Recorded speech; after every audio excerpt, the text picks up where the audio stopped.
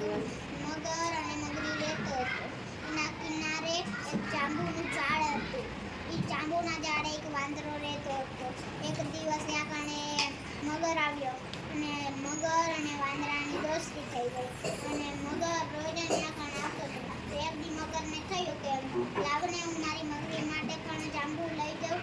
તે એક દી કે વાંદરાને કે વાંદરા મારી મગરી સાટક પણ થોડાક જાંબુ આપને. તો વાંદરો કહે છે કે હું તોડીને લાવીને તને દઉં. તે વાંદરો ઝટથી જઈને જાંબુ લઈને મગરને આપે છે. પછી મગર એની મગરી માટે લઈ જાય છે.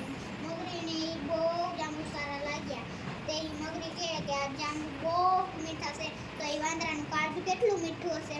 તો એ મગરી કહે કે જાઓ તમે એ વાંદરાને મારી પાસે લેવા. પછી હું એના મારીને એનું કાળજું ખાઈ જઈશ. તે મગર તે કહે છે કે હે ને મારો એ પક્કો મિત્ર છે, હું એને કેમ મારી શકું છું. તો એ મગરી કહે જો તમે વાંદરાને અહીંયા નહીં લાવો તો હું તમારા કરતાં કીટા. તો એ મગર એ ને વાંદરા પાસે જાય છે ને કહે છે કે મારી મગરીને એક જાંબુ બહુ મીઠા લાગ્યા છે. તો એ તને ઘરે જાંબુ ને એવું બધું ખાવા બોલાવે છે. તો એ વાંદરો કહે છે એને પણ લાલચ આવી ગઈ ને એ પણ ગયો એના સાથે.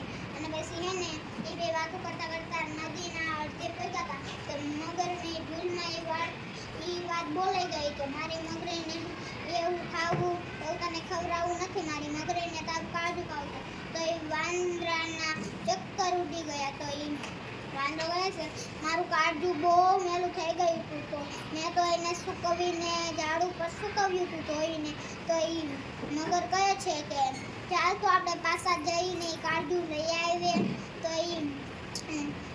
એ બે ને એ કાળજું લેવા વયા ગયા અને જેવા નદીના અડધા કિનારે પહોંચ્યા અને ઝાડ અડધે પહોંચ્યા તો વાંદરાએ મોટી છલાંગ લગાવીને ઝાડ ઉપર ચડી ગયો અને કહે કે બુદ્ધિના બાન તને કંઈ ખબર પડે છે કાળજું થોડુંક સુકાવીને મુકાતું હોય છે.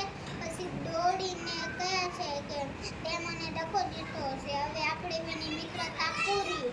અને દોડતો બીજા ઝાડ ઉપર રહેવા વયો જશે. સરસ, વેરી ગુડ.